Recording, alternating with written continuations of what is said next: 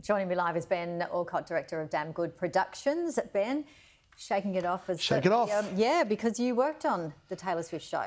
Look, Taylor Swift was very exciting for Australia, Sydney and Melbourne. And I think one thing that was unusual for Taylor is that she only did those two markets. So you were seeing a lot of people coming in from Queensland, I had friends flying in from Western Australia. Jetstar had a special sing-along on the Taylor Swift flights and so forth. So, yeah, look, it was a big moment for a lot of people. Did you go? I did go. It was a great show, and I found the crowd was really well behaved as well.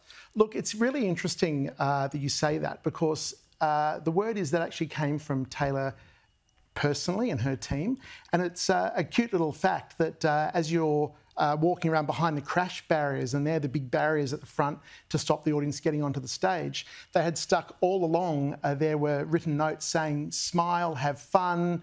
Her instructions to the security crew were to really treat the audience with kindness. And, you know, we all noticed that as people ran forward to sort of have their photos and whatever else, the security guards sort of let them stay for a little while and then just gently asked them to move back to their seats. So that actually came from Taylor Swift herself.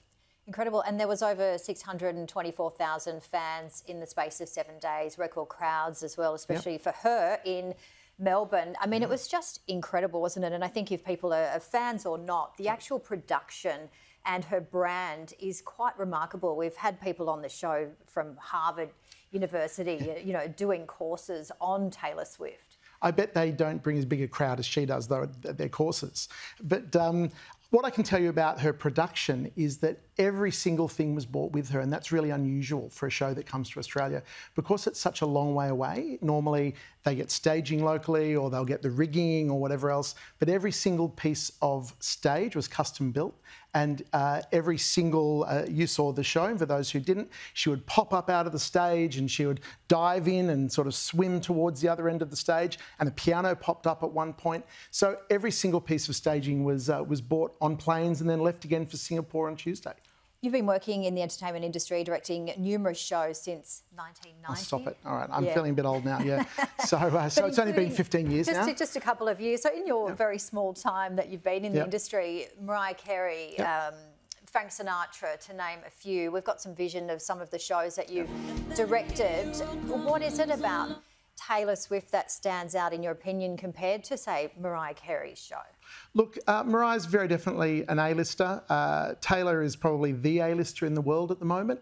But you were talking in your introduction about Pink as well. I don't know if you saw the Pink show, but what an incredible show that was.